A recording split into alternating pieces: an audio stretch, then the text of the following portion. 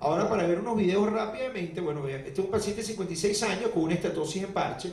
Fíjense cómo el páncreas tiene áreas oscuras y áreas blancas. Áreas oscuras, áreas blancas.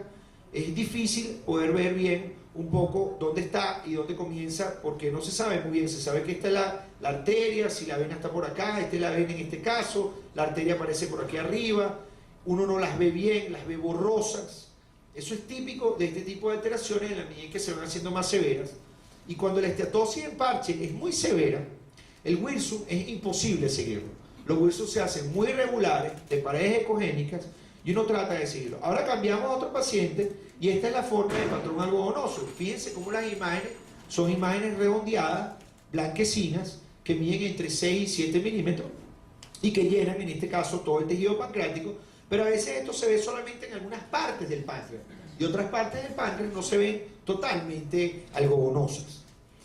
Cuando pasamos al patrón, y este es el patrón difuso, fíjense la diferencia, es una banda blanca, y cuando vemos, fíjense, un paciente de 54 años, y cuando vemos esta banda puede ser, en este caso, creo que era moderada, porque el Wilson se veía, fíjense la diferencia con el hígado, como el hígado de este paciente se ve un poco más heterogéneo.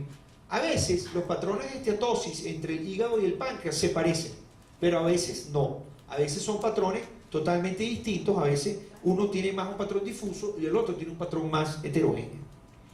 Cuando pasamos a la forma de pancreatopatía tumoral, es muy clara, es la que producen los tumores. Cuando usted tiene un tumor, el Wilson se dilata, y es muy sabido hace mucho tiempo que la obstrucción del conducto de Wilson, sea benigna o sea maligna, produce pancreatitis crónica ascendiente, o sea, pancreatitis crónica por detrás de la obstrucción.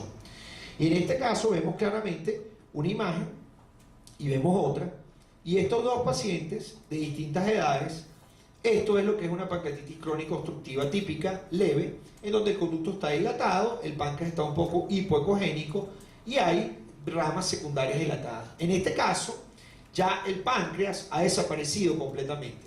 Si la pancreatitis crónica evoluciona, la obstrucción evoluciona mucho tiempo, el páncreas va a desaparecer. Esta diferencia también puede medir un poco el tiempo que tiene el tumor allí. Si el tumor tiene poco tiempo, probablemente los cambios sean más leves.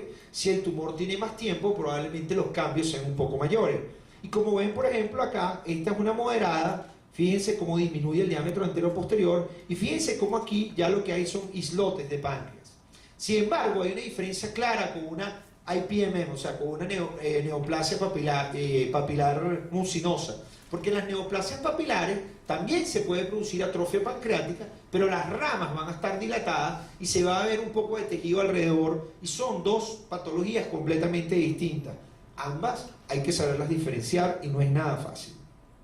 Cuando pasamos ya al patrón areolar, este sería el patrón más común que hemos visto nosotros dentro de nuestros pacientes, y como verán, este paciente tiene 53 años, pero este tiene 35, este tiene 27, y como ven, ustedes ven áreas hipoecógenas bordeadas por tractos ecogénicos, y estos tractos pueden ser desde muy finitos, como en este caso de acá, hasta más gruesos, como en este caso de acá. Y como les explicaba, este tipo de alteración a veces puede estar mixta.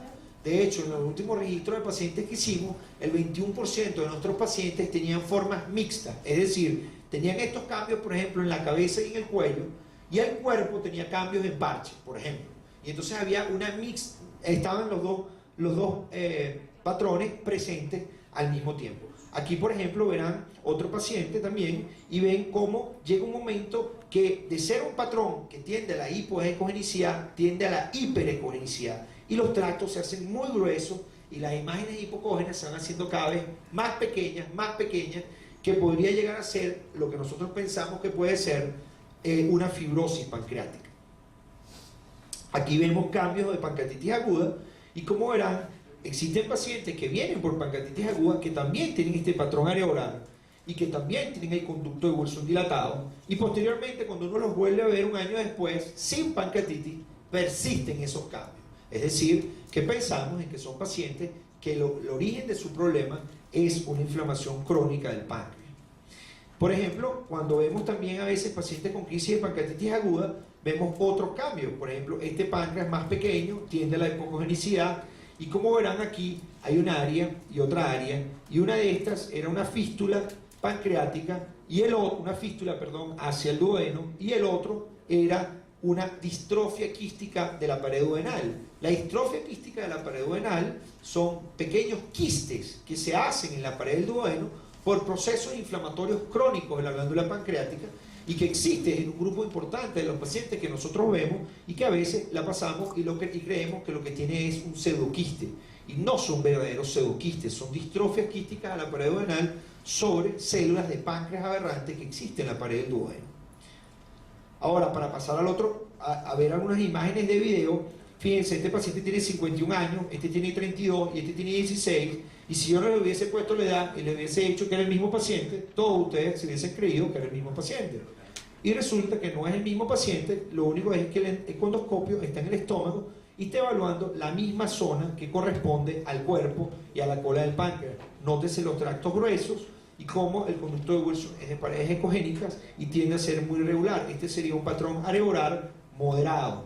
No sería severo porque los severos, los tractos son inclusive más gruesos. En este tipo de pacientes que tienen este patrón areolar, generalmente este tipo de estudios que ustedes ven en la pantalla son normales. Es decir, los páncreas son reportados como páncreas normales. Y fíjense que son estudios de muy buena calidad y no tiene nada que ver con la calidad del estudio, tiene que ver con la sensibilidad del método. Básicamente no es muy sensible para detectar estas alteraciones pancreáticas. Cuando vemos la forma calcificada fue la que nos enseñaron a todos nosotros en la escuela de medicina, y básicamente es una forma muy sencilla en donde el Wilson puede o no estar dilatado y puede tener cálculos dentro del Wilson y en el parénquima o solamente en el parénquima. Y este tipo de imágenes son muy frecuentes. Nosotros vemos esto, vemos cálculos con sombra, vemos un patrón muy heterogéneo, vemos zonas ecogénicas, zonas hipoecógenas, tractos, puntos, vemos cálculos dentro del conducto de Wilson, y cuando hacemos estudios de imágenes vemos esto, pues vemos Wilson dilatado, la zona del cálculo y la vía principal dilatada como complicación de una pancreatitis crónica calcificada. La forma pseudotumoral es la forma más difícil de detectar el cáncer y es donde se presentan los falsos negativos de cáncer de páncreas. Aquí, en esta forma tumoral, nosotros vemos cabezas de páncreas aumentadas con patrones areolares muy severos y adentro hay cáncer. Metemos la aguja y sale negativo. Y metemos la aguja y sale negativo. Y los pacientes van a 2 punciones y salen negativas.